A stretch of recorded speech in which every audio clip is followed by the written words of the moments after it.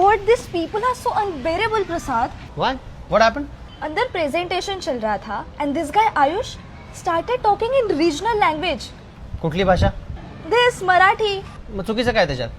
See, I know आपण महाराष्ट्रात राहतो, पण talking in Marathi in front of clients is so unprofessional. It's so गावठी. गावठी. हे बघ तन्वी, कदाचित तू चुकीचा महाराष्ट्र बघितलाय. आम्हा महाराष्ट्रीयांना इंग्लिश बोलता येत नाही अशातला भाग नाही, पण आम्हाला स्वतःची भाषा बोलायला कधीच लाज वाटत नाही. या महाराष्ट्राच्या मातीला असे महाराज लाभले ज्यांनी हिंदू, मुस्लिम आणि इतर जातीच्या लोकांना एकत्र घेऊन स्वराज्याची स्थापना केली. आणि त्यांचा मुलगा छत्रपती संभाजी महाराज, त्यांना 13 भाषा येत होत्या, तरी कुठल्या भाषेचा अपमान नाही केला. अरे बाहेरच्या देशांमध्ये म्युझिकल सिनेमा आत्ता बनतोय, पण आमच्याकडे संगीत नाटकं पूर्वीपासून बनत आली आहेत आणि आजही प्रेक्षक त्याला डोक्यावर घेतात. अरे ह्या जगात स्टँडअप कॉमेडियन्स किती पण असू देत, पण आमच्याकडे सगळ्यांचा बाप होऊन गेलाय, ते म्हणजे पु ल देशपांडे.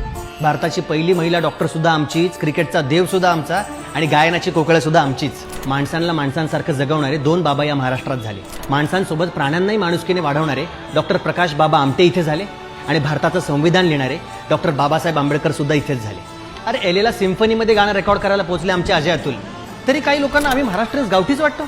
महाराष्ट्राला महान राष्ट्र म्हणतो आम्ही, कारण आमच्यावर संस्कार झाले की कधीच कोणाला स्वतःपेक्षा कमी किंवा जास्त लेखायचं नाही. त्यापेक्षा आपल्याला स्वाभिमानाने मिरवणं गरजेचं आहे.